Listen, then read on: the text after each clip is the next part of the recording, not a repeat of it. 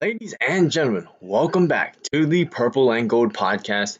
And today we are doing another team mock draft. Today you are here to see the Las Vegas Raiders 3-round mock draft, as you can see on the wheel here. So without further ado, let's go and take a look at this depth chart before we start. Derek Carr, the QB, probably one of the most underrated, underappreciated in the league. Josh Jacobs, a young up-and-coming running back. Wide receiver, definitely a position of need. Henry Ruggs did not look like the best wide receiver in last year's class, and he was taken the first wide receiver in last year's class. John Brown is aging. He's only going to be here for a year, maybe two. Hunter Renfrow is turning into a pretty good slot receiver and pretty good value for the late round draft pick that he was when he was selected. And then Darren Waller is probably the number 3 tight end in the league. And then you have Colton Miller, Incognito, Martin. They're pretty good. Denzel Good is also pretty decent. We have to see what he's going to be like in a full season. And Brandon Parker, who is not the greatest. So we could probably upgrade that right tackle position. Okay, then we take a look at this defense that transitioned to a 4-3 as John Gruden entered back into the franchise. Clelin Ferrell, still need to see more out of him. He's not looking like the number 4 overall pick. Quentin Jefferson, Jonathan Hankins, pretty decent. They just let go of Maurice Hurst, which was quite surprising, but these two guys can definitely get the job done. Unique Ngakoue brought here to bring a lot of pressure, which he's excellent at. Littleton, Kwiatkowski, Abram, a linebacker group that can definitely be improved. So we could see that here. Abram obviously making the transition from safety to linebacker. Then we have Arnett, the first round pick from last year, who was a bit shaky. Trayvon Mullen, he needs to stay healthy. And then Jeff Heath, and then Jonathan Abram again. But I believe it's going to be Carl Joseph who takes that strong safety position, if anything. But safety still is a position of need. So there are obvious holes that we need to fill here. And I believe we're going to have the 18th or 17th something pick like that. So let's just get straight into this thing. And if you guys want to see more mock drafts like this as we get closer and closer to the NFL draft, please hit that subscribe button. We are getting hundreds and hundreds of views, and we don't even have 100 subscribers yet. So let's hit that milestone. But now we are here, and Micah Parsons is still on the board. Interesting to see Landon Dickerson go at number 16. Now, I wouldn't be surprised if he did, but I think there are some teams who are concerned with his injury late last year, so he could potentially fall into the second round. But he is a first round talented offensive lineman, in my opinion. But looking over here, nothing else that really surprises me. So, interesting enough. So Jeremiah Owusu-Koramoah is actually my number 1 linebacker in this year's draft. I think Micah Parsons is like an Isaiah Simmons 2.0, and I just don't know how that's really going to pan out because Isaiah Simmons hasn't really seen success in the NFL all that much. Jalen Phillips could also be an addition here, but with Ngakoue, with Farrell, and with Crosby, that's a pretty good edge rusher group. So I think right here, now I know I have a very unpopular opinion with JOK. We could bring in Trevon Moehrig, but I think at 17 we could probably get better value out of Micah Parsons. So I think I'm going to take him here. Most people have Micah Parsons as their number 1 linebacker because of his sideline to sideline type speed and just his versatility, just like Isaiah Simmons. So yeah, if they can use him the right way, obviously he's going to be a dominant defensive player. So we're going to take him there with our first round pick. Now we are here in the second round, pick 48. Dylan Randons could be the pick here, and it might honestly be the pick here. So we're going to take a look at other offensive tackles here. Braden Christensen from BYU. Oh, Brady Christensen. Said my own name, Jesus Christ.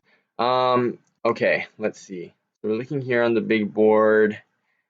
Nick Bolton, a linebacker. Don't know why he's rated 49, but he's pretty good, but we don't need him anymore. Rondell Moore still here. I think tackle is more of a need more than anything else in this position. And if Dylan Randons is still here at 48, I really think that's great value. So we're going to take him here. And he will replace Brandon Parker at the right tackle position. So I think that is a pretty good value pick once again for the Raiders. So we have back-to-back third-round picks coming up. And let's see what we can do with that. So, do we take a wide receiver here? Because like we talked about, we're definitely going to have Henry Ruggs playing because You drafted him last year in the first round, a top 15 pick, right? Give him some time. Some players take longer to transition into the pros than others, so let's not give up on him just yet. But we know John Brown is not going to be around for long, and Hunter Renfrow is primarily in the slot. So could we bring in a guy like Tylan Wallace to come in and play wide receiver? Now there is Amon-Ra St. Brown, but I am not very high on him. I don't know. Just haven't seen much flashes out of him, even at his pro day. Some guys are rising up on the boards because of their pro day. That really hasn't happened in my evaluations all that much. I think you just look at what the player does on the field, and I guess if a guy is coming off of an injury, or even this year, especially like the COVID-19 opt-out guys, if they're still looking like they're in prime shape, I think that's when they go up and down on the board. And that's why guys like Gregory Rousseau, for me, I had him as the #1 edge rusher before we saw him at his pro day at Miami, and he looked like he was out of shape and just, yeah, not in condition. So he dropped down all the way to 3 for me. But it's just stuff like that. But I don't understand why certain guys rise and fall like that if there are no concerns like that. But anyway, let's not get too carried away here. I think I'm going to take Tylan Wallace here with our first pick, and we have time, so let's take a look. Some of the other guys. David Mills is an intriguing player, but we have Mariota as our second string. I think I know what I'm going to do with my next 2 picks. So first, we're going to take Tylan Wallace from Oklahoma State. Hopefully he can be the wide receiver that we need. And then after that, there are there are good players up here, but I think I'm going to take Paulson Adebo because we could definitely use cornerback help. And if this guy can slip all the way to 80 for us, even though it says he's 91, that's their big board, not ours. I think this would be a great pick, and it's not letting me draft him. Is this a sign? Do we not go Paulson Adebo? He's right here, 91. All right, Paulson Adebo.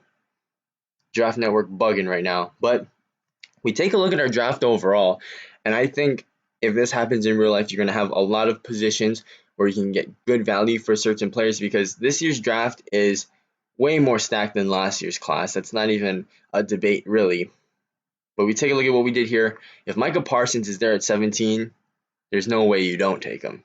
And then you have Dylan Randuns. Now, he might be a project player in some people's eyes, but I think with what Las Vegas has done in recent history with guys like Rodney Hudson, Gabe Jackson, Colton Miller, all of these guys are having successful careers in the NFL at the offensive line position.